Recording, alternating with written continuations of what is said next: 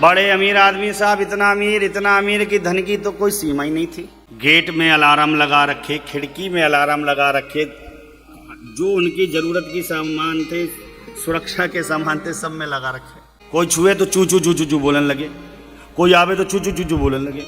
एक बार सेठ जी ने भोजन किया, भोजन करके विश्राम करने लगे। अब बढ़िया मखमल का वो कंबल बढ़िया ओढ़ा, पश्मीना का, वाह कश्मीरी वाला, एसी को चलाया, 16 पे टेम्परेचर किया। ओ क्या बात है साहब, शिमला का मजा लिया और बस सो गए। थोड़ी देर बाद नींद खुली तो देखते क्या है, एक काला कलूटा आदमी खड़ा हो गया आकर। सेठ जी घबराए, अरे अरे अरे तुम कैसे। मेरे कक्ष में कोई ऐसे प्रवेश नहीं कर सकता, अलार्म क्यों नहीं बजा, कैसे आ गए। सेठ जी से उस व्यक्ति ने कहा, सेठ जी हमको कोई नहीं रोकता। काहे भैया। सेठ जी हमारी आवाज गति ऐसा क्या है, कौन हो तुम। कहे हम मौत हैं सेठ जी। मौत तो यहाँ क्यों करने आ गए भैया, यहाँ क्या तुम्हारा काम। कहा सेठ जी आपका समय पूरा हो गया है, अब चलने की बारी, तैयारी कर लो। कहीं ऐसे कैसे समय पूरा हो गया, वाह वाह वाह वाह वाह, तुम्हारे कहने से सब कुछ होगा। हाँ सेठ जी हमारे ही कहने से सब कुछ होगा। सेठ जी कहे क्या मुझे जाना ही पड़ जाएगा। हाँ सेठ जी ऐसा ना करो भैया, चलो सौदाबाजी कर लो, सौदाबाजी कर लो। मौत ने कहा हम सौदाबाजी नहीं करते हैं।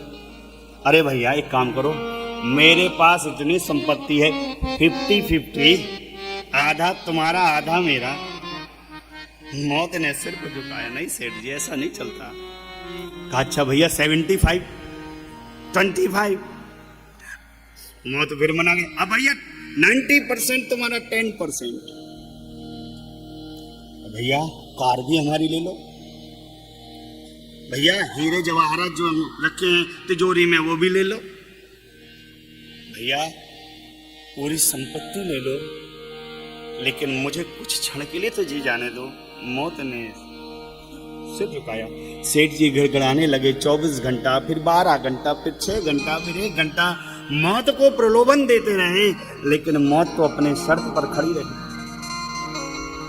सेठ जी कहे मौत लगता है तुम्हारे आगे मेरी एक ना चलेगी।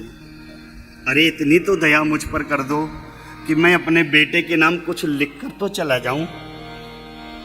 भैया मौत को भी दया आ गई। मौत ने कहा सेठ जी आपको जो लिखना है लिख दीजिए। मौत की इस बात को सुनकर सेठ जी ने उठाया एक पेपर और एक पत्र लिखा। पत्र को लिखने के बाद तकिया के नीचे रख दिया और भैया सोते सोते सेठ जी मौत के साथ चले गए। सब रात काल हुआ, पिताजी ना जागे तो लड़का घबरा कर गए। देखा पिताजी तो सो रहे हैं और ऐसी नींद में सो रहे हैं, अब उनको जगाया नहीं जा सकता।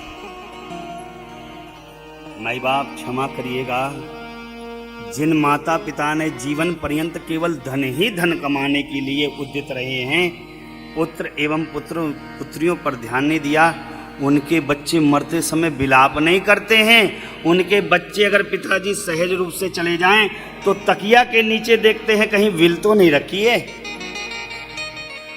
किसको क्या सौंपा है ये तो नहीं रखा है। जैसे पिताजी थे वैसे ही बच्चे। थोड़ी देर ढोंग किया, स्वांग किया, फिर देखने लगे तकिया के नीचे कहीं छोटे भाई का तो नहीं ज्यादा लिख गए। भैया पर्चा उठाया और पर्चा को जैसे ही पढ़ा पुत्र ने झरझर रोने लगा और दहाड़ कर पिताजी पिताजी कहने लगे। पर्चे में लिखा था, उस पत्र में लिखा था, बेटा मैंने जीवन के इस क्षण को, इस जीवन के आनंद को पैसे कमाने में ही गंवाया। इतना व्यस्त हो गया मैं पैसा कमाने में, तुम्हारी माँ को समय ना दे पाया, तुम बड़े हो गए तुम्हारे बचपन को ना देख पाया, ना कोई तीर्थ जा पाया, ना कोई भजन कर पाया, ना कोई दान कर पाया, ना कोई उपकार कर पाया, केवल धन धन धन कमाने की लालसा में ही रह गया। और बेटे जिस धन के लिए मैंने जीवन के इतने आनंद का त्याग कर दिया, परित्याग कर दिया, निज जीवन के सुख को भी ना भोग सका, उस जगत के धन से मैं अपने जीवन के एक पल को भी नहीं खरीद पा रहा हूँ बेटा। मेरे लाडले, तुम इस प्रकार की गलती मत करना। तुम तो जीवन के यथार्थ फल को जीना, लाभ को जीना, धन के चक्कर में अपने निज सुख को मत भूल जाना। भैया, जिस दिन बुलावा आ जाएगा उस दिन कुछ काम नहीं होगा।